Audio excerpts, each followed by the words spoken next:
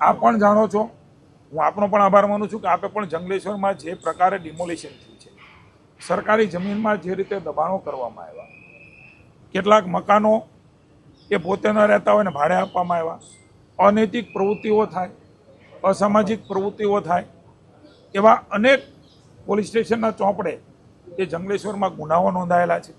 આ જંગલેશ્વર, હું એમ કહું છું કે જંગલને ઉખાડવાનું કામ તે માનની ભૂપેન્દ્રભાઈના નેતૃત્વની અંદર, હર્ષભાઈના નેતૃત્વની અંદર કોર્પોરેશનની ટીમ દ્વારા થયું છે. આ અટકવાનું નથી, કારણ કે ભારતીય જનતા પાર્ટી એવું માને છે કે લોકોની સુખાકારીમાં નડતા લોકો હોય, અસામાજિક તત્વો હોય, સરકારી જમીનના દબાણો કર્યા હોય, આ યાત્રા અવિરત આખા રાજ્યમાં ચાલુ રહેવાની છે. આ જંગલેશ્વરનું જંગલ કાઢીને રાજકોટની જનતાને શાંતિ આપવાનું કામ એ કોર્પોરેશને કર્યું છે. રાજ્ય સરકારની ઈચ્છા શક્તિથી દીધું છે, ત્યારે કોર્પોરેશનની ટીમને અને રાજ્ય સરકારમાં ભૂપેન્દ્રભાઈને અને ભાઈ હર્ષભાઈને અભિનંદન આપું છું. Thank you.